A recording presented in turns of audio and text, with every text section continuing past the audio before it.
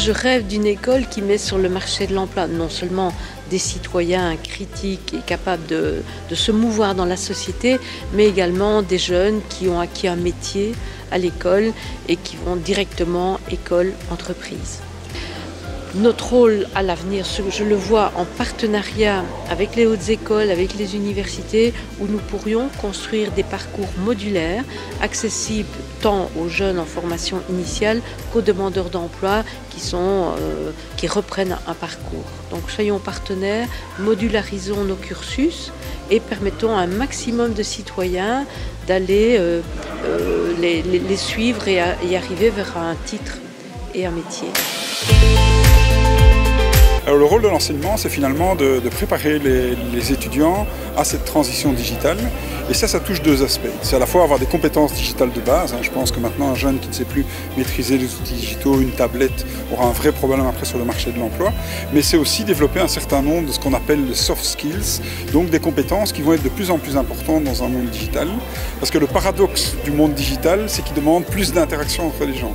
Et donc, c'est par exemple pouvoir travailler de manière collaborative, en équipe pluridisciplinaire, de voir comment ils vont intégrer les données dans leur stratégie. Et donc ça demande finalement beaucoup de soft skills pour pouvoir s'adapter dans un monde digital.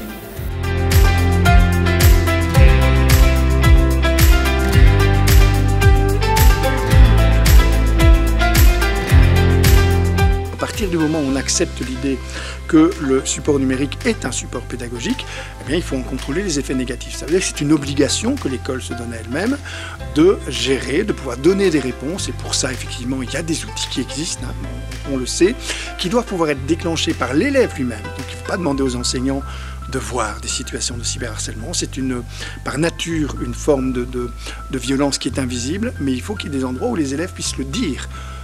À la fois, y compris sur les réseaux sociaux, pouvoir déclencher ce qu'on appelle un cyberhelp, c'est-à-dire un signal d'alerte parce qu'on vit une agression numérique qui suppose à un moment donné une réaction de l'institution. La prévention du harcèlement et du cyberharcèlement, c'est ce qui est un préalable à la pédagogie. Un enfant harcelé ou cyberharcelé n'est pas en état de recevoir de l'enseignement et donc il faut d'abord le mettre en état de le recevoir, donc c'est un préalable.